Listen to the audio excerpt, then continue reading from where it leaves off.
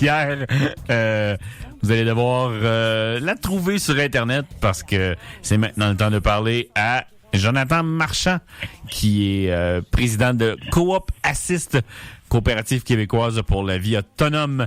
Salut Jonathan, ça va bien? Salut Michel, ça va bien toi? Oui, ça va. On s'était parlé il y a quelques mois concernant, justement, l'aide que vous recherchez de la part du gouvernement. Mais lundi, vous avez eu une belle rencontre avec la ministre Mécan et son co-ministre, M. Caïma. Oui, c'est avec le sous-ministre, M. Yvan Gendron. Il y avait Madame la sous-ministre adjointe, Madame Lynn Jobin, puis il y a le directeur de cabinet adjoint, Madame Mécan. Il était 7 au niveau du gouvernement. Ils étaient tous là, puis on a pu avoir des bons échanges avec eux. Nous, ce qu'on recherche, c'est de mettre en place ce qu'on appelle l'assistance personnelle au Québec. Ça n'existe pas actuellement. C'est un outil qui va permettre aux personnes handicapées de pouvoir d'être vraiment inclus dans la société. C'est un outil qui est aussi important que les fauteuils roulants, comme les aides techniques, comme l'accessibilité. Donc, c'est absolument essentiel qu'on ait ça au Québec et on veut l'instaurer, puis on veut travailler avec le gouvernement pour réaliser ça.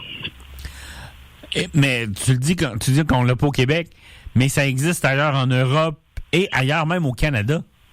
Oui, c'est ça. Ça existe ailleurs au Canada, en Ontario, par exemple. Ils l'ont instauré dans les années 90. Il y a eu des changements qui ont été faits au niveau législatif aussi, au niveau des ordres professionnels. Ici au Québec, c'est une des choses que le gouvernement redoute, c'est d'avoir faire des changements dans ce sens-là. Mais pour nous, regardez, c'est rien de super compliqué. Je pense que le gouvernement il essaye de compliquer les choses, mais c'est quelque chose qui peut se faire. Puis nous, tout ce qu'on demande, c'est de mettre en place un projet pilote pour qu'on puisse démontrer dans un premier temps que ça fonctionne, ce qu'on propose. Donc, c'est tout à fait raisonnable. Puis, nous, ce qu'on veut faire, c'est mettre en place un outil qui va permettre aux personnes handicapées de pouvoir participer à la société comme tous les autres citoyens.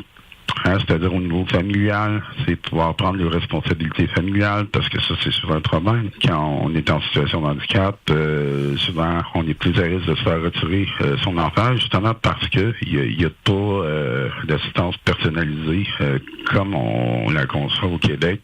Et ça touche tous les rôles sociaux, les loisirs, même les voyages. Donc, c'est vraiment d'avoir les mêmes opportunités que tous les autres citoyens dans la société. Tu le disais, ça demande certains changements législatifs. En gros, en une minute ou deux, quel changement législatif ça demanderait au gouvernement québécois? Dans un premier temps, c'est après un projet pilote, pour avoir un programme complet, c'est qu'il y aurait un amendement à apporter à ce qu'on appelle le Code des professions au Québec. Parce que dans le Code des professions, il y a une définition qu'on appelle aide-soignant. Ça permet, par exemple, aux proches aidants de pouvoir assister les personnes handicapées, de pouvoir fournir des soins qu'ils appellent invasifs. Poser certains gestes comme ça. Et nous, ce qu'on veut, c'est vraiment élargir cette définition-là. Donc, c'est vraiment un petit ajustement à apporter parce qu'actuellement, le code, il permet pas aux procédants, par exemple, d'être payés directement pour ces gestes-là. Tout est en place au Québec pour donner ce type d'assistance-là, c'est-à-dire les proches aidants, il y en a des milliers actuellement qui font ces gestes-là tous les jours, mais ils ne sont pas payés. Donc, c'est quelque chose qui est reconnu, qui est sécuritaire, techniquement possible, mais la seule contrainte qui existe, c'est qu'ils ne peuvent pas être payés. Donc, c'est quelque chose qu'il faudrait qu'il soit modifié. Puis en fait, cette modalité-là, moi, je pense que les proches aidants devraient être un peu révoltés que ça existe, parce que ça mène à de l'exploitation systématique. Mm-hmm. Mais là, donc, vous avez eu une rencontre lundi dernier. La suite des choses, ça s'en va comment? Ben là, c'est ça, on a échangé avec eux, on les a fait comprendre qu'est-ce qu'on veut. En fait, ça n'existe pas actuellement. C'est une approche qui est pas médicale, hein, c'est une approche sociale.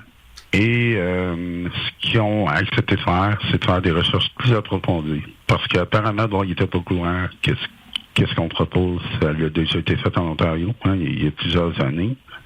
Puis ça existe aussi en Colombie-Britannique, par exemple. Donc, eux, ils vont rentrer en contact avec des gens dans ces endroits-là, faire des vérifications. Puis bon, il y a peut-être une petite étude ou un rapport là, qui va être fait dans ce sens-là. Donc, au mois de janvier, on va réentrer en contact, puis on va voir là, pour un échéancier plus précis. Hein. OK, donc, au moment où on se parle, on n'a pas d'échéancier pour ce qui est de quelque étude que ce soit.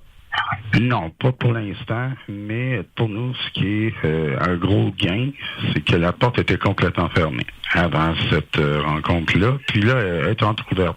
Hein, on a réussi à le faire voir la lumière un peu. Là. Fait que pour nous, c'est vraiment une grosse avancée, parce qu'avant ça, je veux dire, ça avait été rejeté, puis il n'en était pas question. Là. Mm-hmm. Je reviens un peu sur l'Ontario et les autres provinces qui offrent ce service-là. Allons-y avec la province la plus proche. Qu'est-ce que eux offrent, mettons, qu'on n'aurait pas ici au Québec? Maintenant, là. Ouais, là, ils ont un programme qui s'appelle Direct Funding, un programme de financement direct. Les gens reçoivent un budget personnel à la hauteur de leurs besoins. Puis ça transige par un organisme payeur qui est le Centre pour la vie autonome de Toronto. Ça a été mis en place dans les années 90. Mais c'est ça, le centre. C'est un organisme communautaire qui aide les gens à gérer leur budget personnel, qui fournit la formation, par exemple.